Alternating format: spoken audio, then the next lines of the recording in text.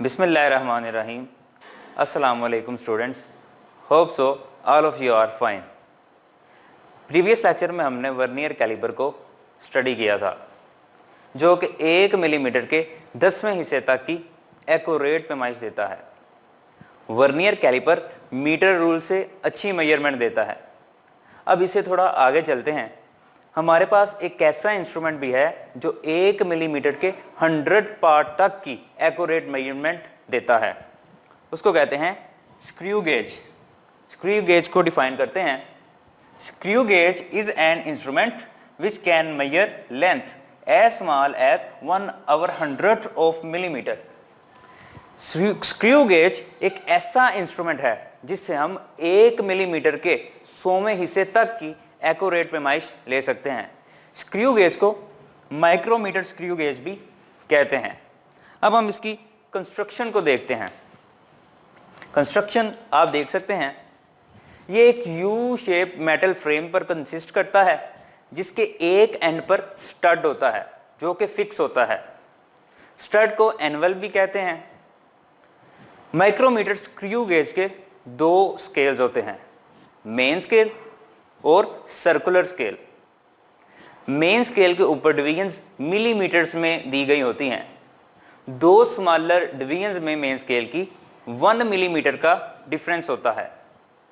Circular scale पर 100 divisions होती हैं और सर्कुलर स्केल के साथ एक थिम्बल होता है जिसकी मदद से हम सर्कुलर स्केल को क्लॉकवाइज या एंटी क्लॉकवाइज मूव करवाते हैं। थिम्बल के इनसाइड स्पिंडल अटैच होता है जिससे रोटेट करने से थिम्बल को स्पिंडल जो है वो इनवर्ट या आउटवर्ड मूव करता है। और एक रैचेट होता है जिससे हम किसी ऑब्जेक्ट को टाइट करके उसको टाइट कर लेते हैं, ऑब्जेक्ट को रख के टाइट कर लेते हैं। नेक्स्ट हम अब डिफाइन करते हैं लीस्ट काउंट को। लीस्ट काउंट को अगर हम देखें स्क्रू गेज के तो वो इक्वल होता है pitch over total number of divisions on circular scale. पहले हम पिच को डिफाइन करते हैं। 1 complete rotation of circular scale on main scale is 1 millimetre. जब हम यानी 1 complete rotation of circular scale on main scale is equal to 1 millimetre. जब हम सर्कुलर स्केल को मेन स्केल पर 100 डिवीजन्स रोटेट करवाते हैं तो मेन स्केल पर 1 मिलीमीटर फासला तय होता है। इसको हम कहते हैं pitch of screw gauge. Least count is equal to pitch divided by total number of divisions on circular scale.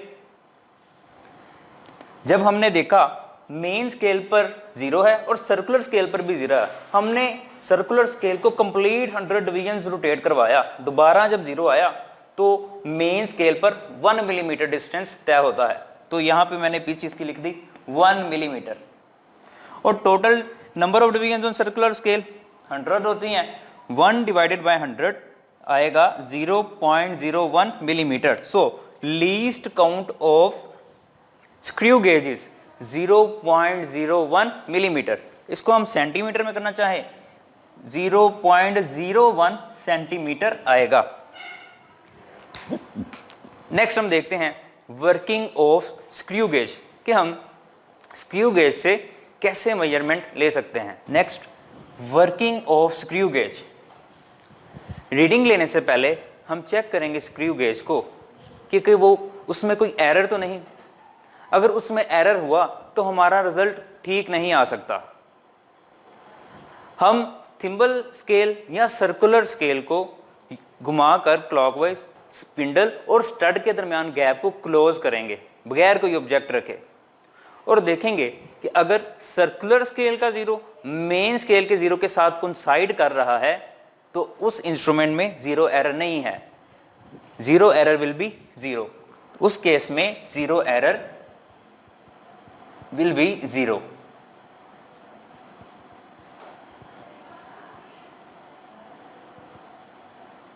और हमारा इंस्ट्रूमेंट करेक्ट मेजरमेंट शो करेगा। अब हम देखते हैं कि अगर इंस्ट्रूमेंट में 0 एरर होगा तो वो कौन सा होगा और उसको हम कैसे सॉल्व करेंगे। अगर स्टड और स्पिंडल को एक गैप को क्लोज करने के बाद सर्कुलर स्केल का 0 मेन स्केल के जीरो के साथ कोइंसाइड नहीं करता तो उसमें एरर होगा।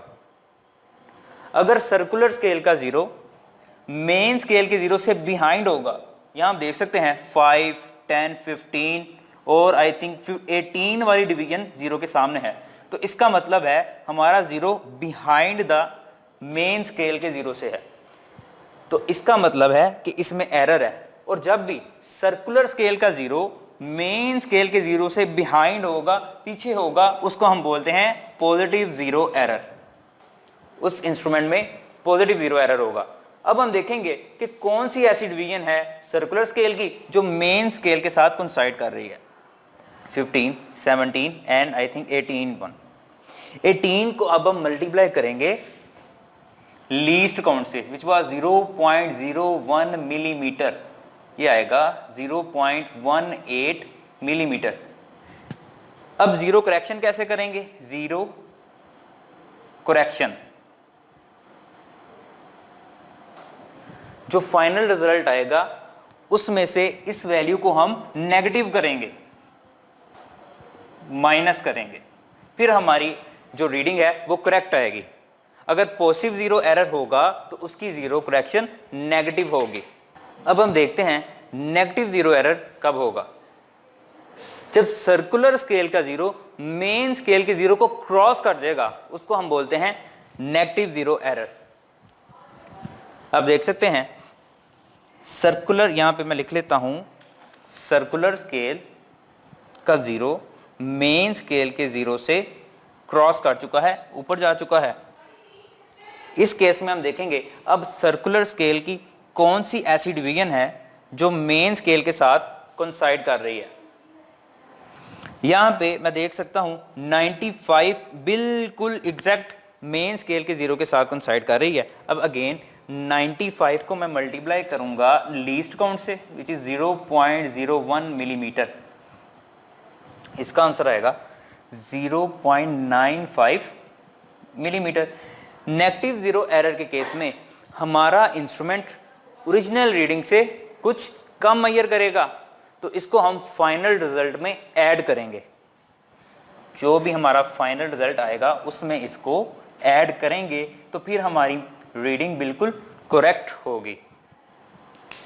सो that was all about length measuring instruments, जिसमें हमने metre rule, measuring tape, vernier callipers और स्क्रू गेज को स्टडी किया। अब इनके लीस्ट काउंट की बात कर लेते हैं। Least count of metre rule था 1 मिलीमीटर